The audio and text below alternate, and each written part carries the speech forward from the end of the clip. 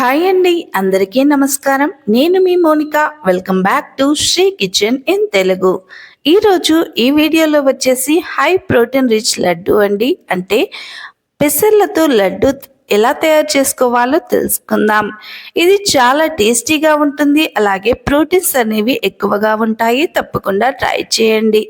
ముందుగా ఒక కప్పు వరకు అయితే పెసర్లను అయితే తీసుకోండి. ఇలా కప్పు వరకు పెసర్లను తీసేసుకున్న తర్వాత వీటిని ఒక 2-3 సార్లు అయితే మంచిగా వాష్ అయితే చేసుకోండి. ఇలా మొత్తం మంచిగా వాష్ చేసుకోండి. ఇలా వీడియోలో చూపెట్టే విధంగా ఒక 2-3 సార్లు అయితే వాష్ చేసుకోండి. ఇలా వాష్ చేసేసుకొని ఒక జల్లి బేషన్లో లేదంటే ఇలా జల్లెల్లో ఇలా ఏ విధంగా అయినా సరే వాటర్ పోయే విధంగా మీరైతే స్టెయిన్ అయితే చేసుకోండి. ఇలా మొత్తం స్టెయిన్ చేసుకున్న తర్వాత అంటే వాటర్ అనేవి పూర్తిగా వెళ్ళిన తర్వాత ఈ పెసర్లనైతే మనం ఒక ప్యాన్ పెట్టేసుకొని మంచిగా వేయించుకోవాలి. కొంచెం మీడియం ఫ్లేమ్లో పెట్టేసుకొని మంచిగా పెసర్లనైతే మంచి వాసన వచ్చేంత వరకు అయితే వేయించుకోవాలి. మరి పూర్తిగా మాడిపోయేంతగా మాత్రం కాకూడదండి.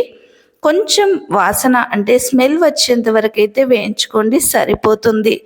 ఇలా మొత్తం వేయడానికి నాకైతే ఇక్కడ ఒక 5 నిమిషాల వరకు అయితే టైం పట్టింది. మీరు కూడా చూసుకొని అయితే మంచిగా వేయించుకోండి. చూడండి, మనకి పెసర్లు అనేవి ఈ విధంగా రావాలి. ఈ స్టేజ్కి వచ్చిన తర్వాత మనం పక్కన పెట్టేసుకొని దీంట్లోనే ఒక 2-3 యాలకులని కచ్చా పచ్చాగా దంచి వేసుకోండి. ఆ తర్వాత ఇంకో బౌల్ పెట్టేసుకొని దాంట్లోనే కప్పు పెసర్లకి 3/4 కప్పు వరకు బెల్లాన్ని అయితే యాడ్ చేసుకోండి. ఇలా యాడ్ చేసుకొని ఈ బెల్లాన్ని మనము పెసర్లోని గ్రైండ్ చేసి తీసుకోవాలి. ఇలా గ్రైండ్ చేసి తీసుకున్న దాంట్లో కొంచెం వేయించిన తర్వాత బెల్లాన్ని అయితే మనం ముందుగా కరిగించి పెట్టుకున్నాం కదా, దాన్ని అయితే వేసేసుకోవాలి. ఇలా మొత్తం బెల్లాన్నంతటిని వేసేసుకున్న తర్వాత మంచిగా కలిపేసుకోవాలి. మనం పెసర పొడిని కొంచెం వేయించుకోవాలండి. అప్పుడే ఆ స్టేజ్లోనే ఒక స్పూన్ అంత నెయ్యి కానీ లేదంటే నూనె కానీ యాడ్ చేసుకోవాలి. చాలా చాలా బాగుంటుంది. ఇలా దీని తర్వాత మనం బెల్లం కరిగించి వేసుకున్నాం కదా, ఇది కాస్త పచ్చిదనం పోయేంత వరకు అయితే కొంచెం ఫ్రై అయితే చేసుకోవాలి. ఆ తర్వాత వేడిగా ఉన్నప్పుడే మనం లడ్డూలనైతే చుట్టుకోవాలి.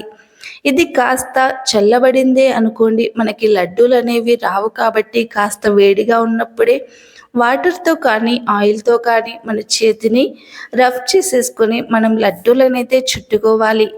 చాలా బాగుంటాయి, తప్పకుండా ట్రై చేయండి. చాలా తక్కువ టైంలో ఈజీగా స్నాక్ని అయితే చేసి ఇవ్వచ్చు.